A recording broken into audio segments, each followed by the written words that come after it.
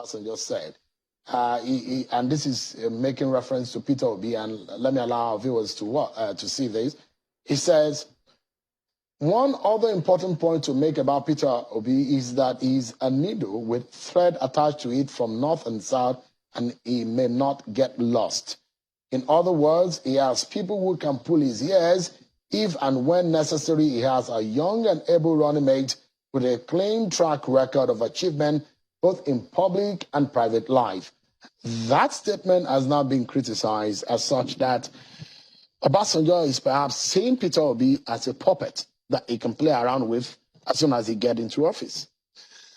Well, first and foremost, there is the saying that the greatest place in hell will be reserved for those who keep silent in times of moral crisis.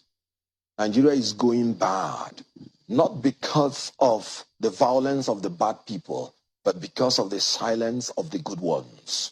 Obasanjo has refused to keep silent in times of moral crisis. We are in a crisis in this country. Obasanjo wants to escape going to hell by being an accomplice to corrupt leaders, because any nation that votes corrupt politicians are no longer victims, but accomplices. Now, Obasanjo has never kept silent in times of moral crisis. He went to jail because of it, and he came out, became a president, like you rightly pointed out. 11 years, this man governed Nigeria cumulatively as a military president and as a civilian president. No Nigerian has had that privilege. And fortunately for him, and unfortunately for them, no Nigeria may be privileged to have it again. President Buhari, if he ends his term, yes, as soon as he ends his term, he'll be able to fall between the rank of the likes 9 years plus of Olusegun Obasanjo. No, 9 years plus. Cumulative. We're talking about those who have been head of state, military, and civilian. Obasanjo has 11 years. Why I brought this issue is that Obasanjo knows everything that is required to sit on that seat. Let us come to his letter. In law, the reasons for a judgment is more important than the judgment itself. That's why when a court gives judgment, we the lawyers say, no, we want to hear their reasons. Let us hear the reasons Obasanjo enumerated in his letters. He said, whoever wants to be the president must meet up with 4 factors, which he summarized in the acronym TVCP. Track record of ability and performance. You must check the antecedents. You must check the past. Then he talked about vision that is authentic, honest, and realistic. You must check the future. Then you talked about character and attributes of a child of God and obedience to God. That's talking about integrity. Who are you when nobody is looking at you? Then he talked about physical and mental abilities with soundness of mind. I can't put it in a better form. He's talking about the qualities that we need in the next leader.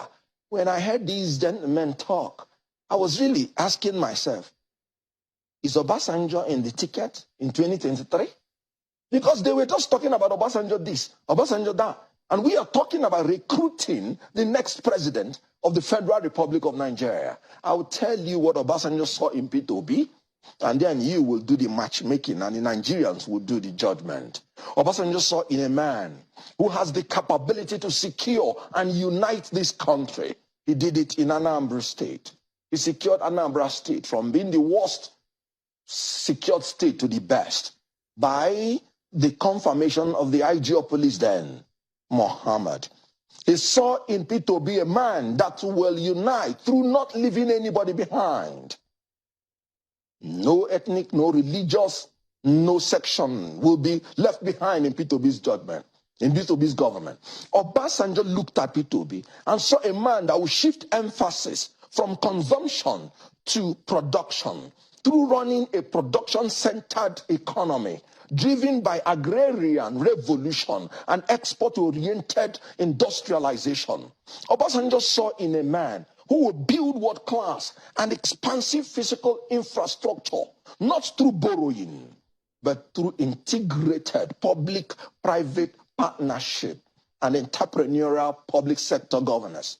He saw in P2B a man who will leapfrog this country into the fourth industrial revolution through scientific and technological innovations to create digital economy.